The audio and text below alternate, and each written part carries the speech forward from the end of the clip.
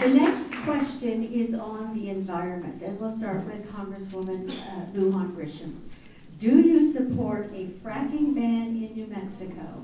Explain your position if yes or no. The best response to moving away from our reliance on oil and gas is to invest in renewable energy. That is the best effort forward and will make an incredible difference, including in providing clean energy jobs to rural New Mexico. I just got back recently on the campaign trail in Farmington. San Juan Community College used to have some of the leading programs in the country for training and educating our young people for incredible renewable energy jobs for the future. Solar, geothermal, and wind. We're already seeing huge wind investments, and I'm really proud of my effort to bring in XL Wind in Torrance County, which is in my congressional district. We know that that's the answer. We also know that if we don't invest immediately and have strong protections for our public lands, we should stop, and I'm doing that in Congress, to make sure that no oil and gas or fracking near any of our cultural sites. So we want to stand strong for Chaco. We want to stand strong in all of our communities. That is the way in which we reduce our reliance on oil and gas, and I am dedicated to do that, which is one of the reasons I am endorsed and supported by both the Sierra Club and by conservation voters of New Mexico. You set those renewable standards, you get the transmission lines in, you do broadband. We're creating a safe and effective, environmentally sound New Mexico, which really has to be the vision for the future. New Mexico should be known as the clean energy state. This is how we reduce and have as a goal to eliminate our reliance on oil and gas in the future. That's the future for the state of New Mexico. Senator Cervantes, same question, please. I tell you when we began today and throughout this campaign that I want to be the candidate for governor. I want to be the kind of governor who can tell you the truth.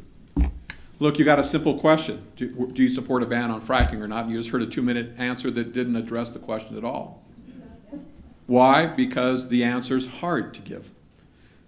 I don't support a ban on fracking statewide, but I do believe it's important to ban fracking in important parts of our state where groundwater is at threat, where cultural sites are at threat, and where we ultimately need to be moving more strongly to renewable resources. But I'm going to give it to you straight. Our state relies to a very large degree on oil and gas revenue. You have seen the cuts in programs. You're going to hear all day long about the things that we haven't funded over the years. Why? Because our oil and gas price economy collapsed. We need to make the transition, yes. But you got a direct question to us. Do you support a ban on fracking?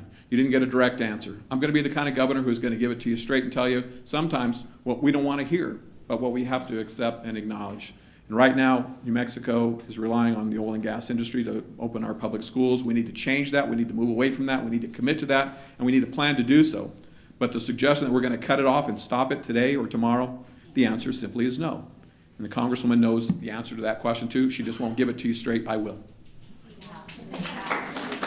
Mr. Apodaca, same question, please. Well, I'm glad Joe said it because I was about to say that. I was about to say that too. So thanks, Joe. Saved you. But bottom line is 37% of our economy, and the way it's going today, $3.8 billion of our revenue next year is on 37%, one industry. Folks, I'm the only candidate up here that has said we will invest $1 billion into renewables. We have to diversify our economy before we can cut things off. So here's our plan. We literally sit in a state that we're ranked number two in renewable energy capabilities when you look at wind, solar, and geothermal. But we're ranked 48th in production. And then you look at our power lines, you look at our grids. North of here, 15 states. West of here, 7 states. In today's world, we can literally generate a kilowatt at about 4 cents with renewables. Now, by doing that, we're going to lower all our costs. By doing that, we're going to power our homes and our buildings at a much lower cost and improve our economy for my 10-year-old sons. But I also want to invest into an infrastructure that's going to power California, Arizona, Nevada, 13, 14 northern states. Why? We can generate it at 4 cents a kilowatt. We can literally sell it at 11 to 18 cents a kilowatt. And that $1 billion investment won't just be us. Yes, I want to invest $100 million of our $23 billion into renewables. Get a return. I talked to our 2 U.S. senators. We had literally passed on probably $200 million of federal grants in renewables. That's 3. There's $1 trillion today in the world looking to invest in renewables and low debt finances. And I've already talked to 4 of those companies that will invest with us. And we'll build an infrastructure at $1 billion.